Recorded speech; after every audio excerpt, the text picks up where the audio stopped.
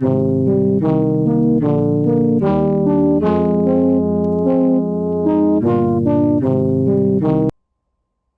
my lady friend. Got a minute? So, today we're going to continue discussing our series entitled The Incredible Shrinking Woman Leader. And I want you to think about what we talked about in that first video. We talked about what happens to us as women leaders when we shrink back, when we start to play small instead of showing up with our full brilliance. I want to talk about something that sometimes sneaks up on us. Confidence doesn't always disappear with a bang. Sometimes it gets quiet. And before we know it, the version of us that used to be bold, clear, and courageous starts to whisper instead of speaking loudly. So, what quiet confidence really looks like?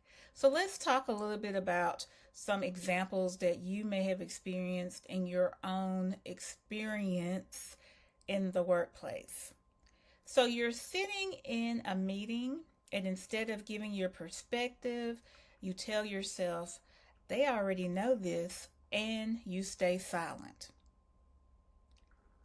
You get invited to collaborate on a project, but you say, I'll just support instead of I'd like to take the lead.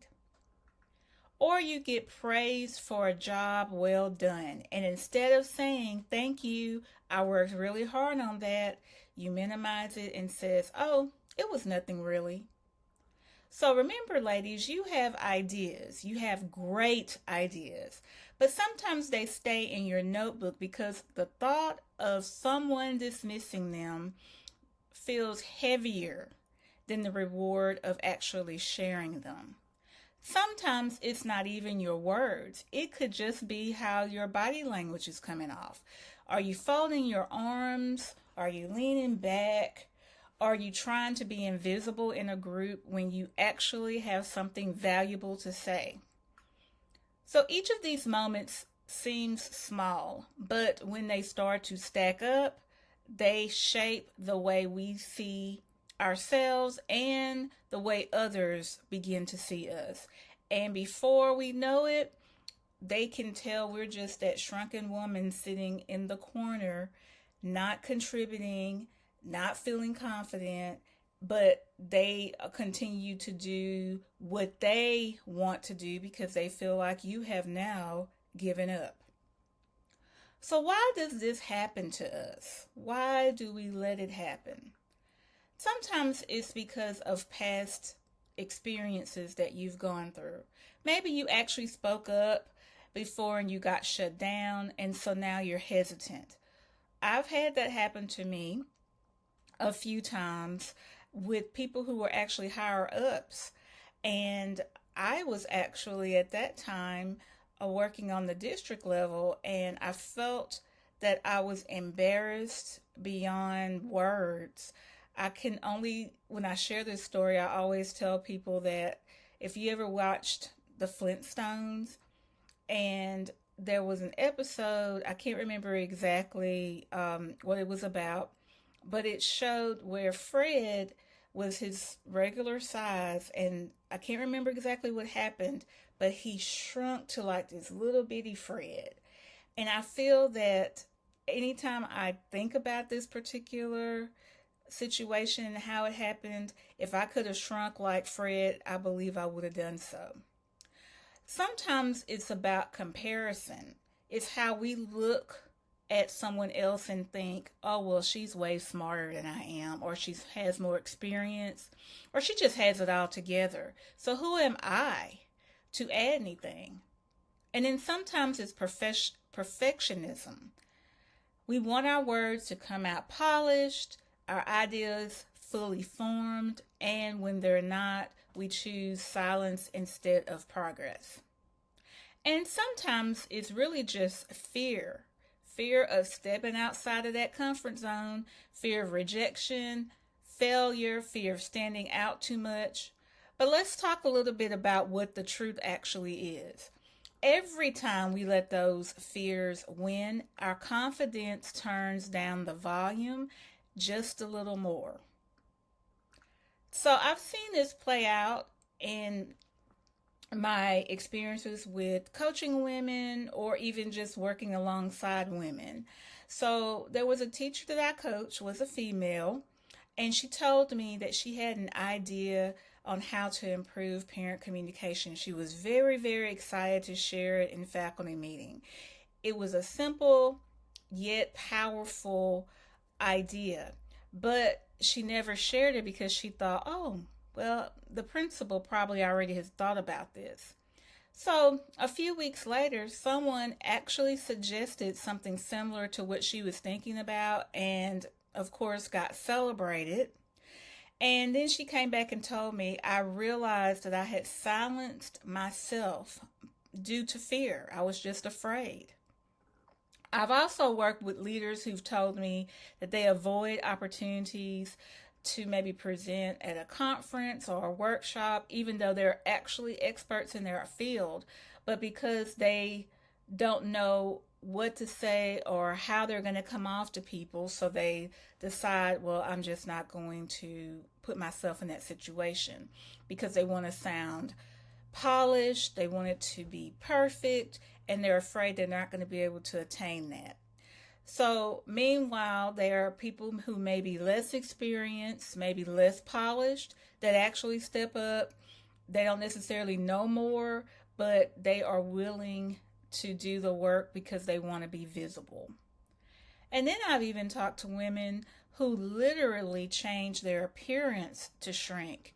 So I had one lady that told me that she kind of changed the color of her lipstick because she felt like it was giving her a bold statement. So she switched from this red color to a more neutral color.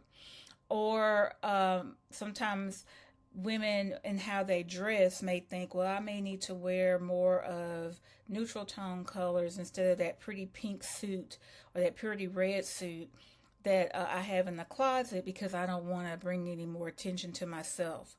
So this all makes us start to shrink. So again, these things may sound small, but it all tells the same story. When our confidence gets quiet, the world misses out on the gifts that we actually carry. So I want you to really let that sink in. So, what are some ways that we can actually turn that volume back up? That we can reverse this shrinking woman syndrome? So, one thing I would suggest is to start small. Maybe going ahead and speaking up in a meeting instead of staying silent the whole time.